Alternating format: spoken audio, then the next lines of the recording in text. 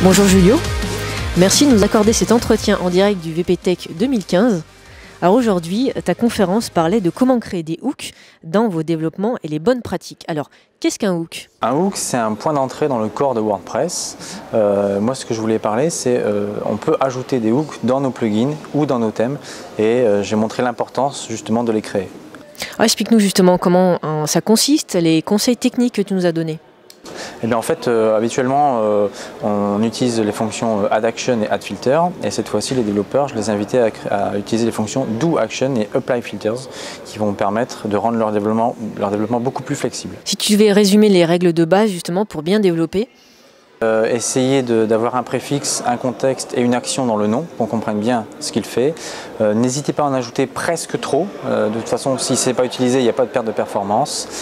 Attention de ne pas nommer des hooks avec les mêmes noms. Et puis faites un minimum de documentation pour inviter les gens à les utiliser. Les erreurs que la plupart des personnes pourraient faire. Ne pas mettre de hooks, déjà c'est la première erreur, ne pas les mettre. Et en les mettant, c'est d'être soit trop dynamique, c'est-à-dire insérer des variables PHP dans le nom du hook, mais un peu trop, comme WordPress a pu faire par le passé, ce qu'il regrette aujourd'hui. Quelles autres erreurs? Eh bien, pas forcément les placer au bon endroit, donc on peut mal les utiliser, donc ça c'est un peu gênant aussi. Explique-nous encore d'autres conseils techniques. Soyez pas trop précis dans les noms, parce que vous allez faire des noms à rallonge qu'on ne va pas forcément retenir. À l'inverse, soyez pas trop vague non plus. Si les noms sont trop courts ou si on ne sait pas trop ce que ça va faire, il va falloir à chaque fois faire des allers-retours avec le code pour essayer de comprendre ce que ça fait, à quel endroit ça se passe, etc. Donc il y a une perte de temps. Faut pas surcharger non plus. Faut pas surcharger non plus, donc c'est pour ça que dans la conférence, je montre à quel endroit est-ce que c'est bien de les mettre. Donc au début, au milieu, à la fin, pourquoi est-ce qu'il faut le faire. Et il y a des fois, on ne met pas de hook, c'est tout, on n'en a pas besoin. Si justement les gens veulent prendre tes petits bouts de code, on pourra les retrouver sur Internet. Exactement, oui. Là je viens de la terminer, donc je vais maintenant publier les slides et puis ça sera disponible. Ce sera accessible, on mettra le lien dans la vidéo. Moi j'aurais une question par rapport à WordPress. Ça a commencé dans ta vie il y a quelques années. Pourquoi tu as choisi WordPress ? Bien justement, grâce à ces hooks, on peut créer des plugins et j'aime personnaliser, j'aime pouvoir rajouter ma patte, on va dire. Et j'ai cherché d'abord dans d'autres CMS à voir un peu comment est-ce qu'on pouvait créer des plugins. J'ai trouvé d'autres CMS qui étaient vraiment compliqués. Je suis passé à WordPress pour tester un peu et en quelques heures, j'avais fait quelque chose de super correct avec peu de code. Je me suis dit, c'est ça qui m'intéresse et je vais garder WordPress et finalement, je suis content d'avoir fait ce choix.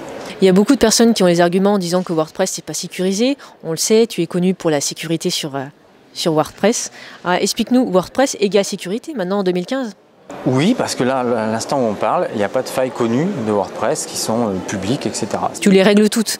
Non, même pas. C'est que la communauté est active sur la sécurité. Bon, déjà, automatique, il y a des gens qui vérifient ça, John Cave et son équipe. Mais n'importe quel membre de la communauté peut faire un signalement. Je pense qu'il y a une faille à tel endroit.